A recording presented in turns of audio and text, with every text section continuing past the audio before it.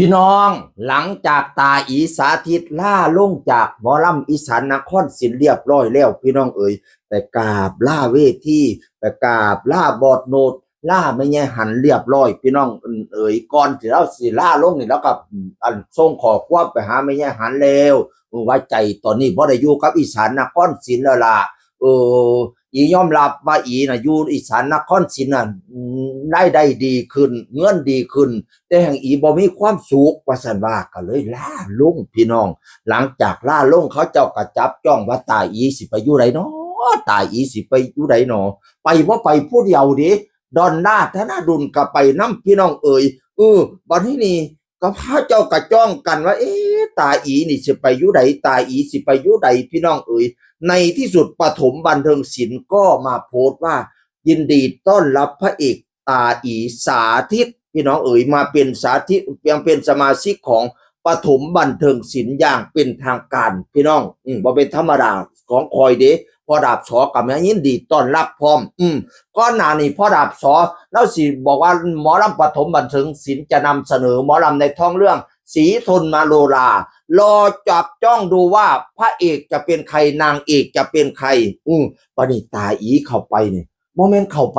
เป็นสมาชิกธรรมดาดิพี่น้องคอยว่าสงสัยสิไปเป็นพระเอกสงสัยสิเป็นพระสุทนเพราะว่าตอนนำเสนอนั้นให้ตาอีล้ำในบทพระสุทนแหม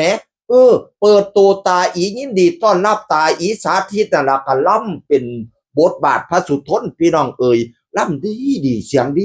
ก็ยังว่าคอยก็เลยสงสัยว่าตาอีต้องเข้าไปในตำแหน่งพระเอกแน่นอนพี่น้องเอ่ยถ้าผิดตกบกพร่องจังไดก็ขออนุญาตบาดคำเด้อแต่ว่าคอยเดาเองเพราะว่าเห็นตาอีลำพระสุทนก็ต้องเป็นพระสุทนแล้วเนาะรูปรอพร้อมที่สำคัญเป็นคนจังหวัดเลยนำคอยอีกแล้วกำลังว่าคนยังเลยนะรูปรอกำลังว่ารูปทางดังผม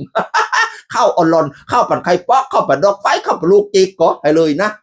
บัดนี้ตาอีจะเป็นผู้นำด้านแฟชั่นในการนำเสนอชุดเพชรชุดหมอลำนะชุดเพชรที่โซสายดีโซกิกระบือนะก็นี่แหละตาอีเนี่ยผู้ริเริ่มพี่น้องเอ๋ยไม่ธรรมดาของข่อยนะตาอีนะรูปหล่อเสียงดีมีมาตรฐานสมควรเป็นอย่างยิ่งที่จะเป็นพระเอกผู้ละแม่ เสียเต็มที่บัดนี้นี่เขาเจ้าก็สงสัย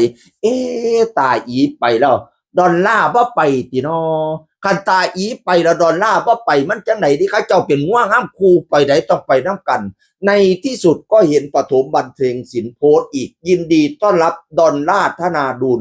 ปฐมบันเทิงศิลป์ดอลลาร์กลับไปตาอีกลับไปหิวกระเช่าไปอันกราบคารวะอีพอดาบสออีแม่อิ๋วพอดาบสอกับมาเป็นกาเป็นก่อนอีกแล้วมอบกระเซ้าเรียบร้อยมาเป็นลูกแม่อิ๋วพ่อดาบสอดีใจลูกมาหาแล้วมองเห็นแววตาแล้วปีนี้ผลงานดีมีลูกซอยเพิ่มอีกจักพี่เพิ่มจิ๊กซอที่ลอกคอยบ่เคยถอยเพื่อพี่น้องการล่ำลองต้องให้ดีดอนล่ามาเมื่อนี้พร้อมตาอีฝากตัวแหนให้แฟนๆและพ่อแม่ซอยดูแลรับเป็นลูกสองคนนี้ไว้เบิ่งแง่งแน่เด้อมาเป็นกาบเป็นก่อนมาเป็นบทล่ำอีกแล้วอีพอดาบสอยินดีต้อนรับดอลลาร์ธนาดูลและตาอีสาธิตเข้าสู่บ้านปฐมบันเทิงศิลป์หมอลำหมายเลข1พี่น้องเอ๋ยในฐานะบทบาทอะไรต้องรอลุ้นอีกครั้งแต่ค่อยเสียเต็มที่ตาอีต้องเป็นพระเอก เสียงอื่นคนเก่าบอกสู่ฟังสวัสดีครับ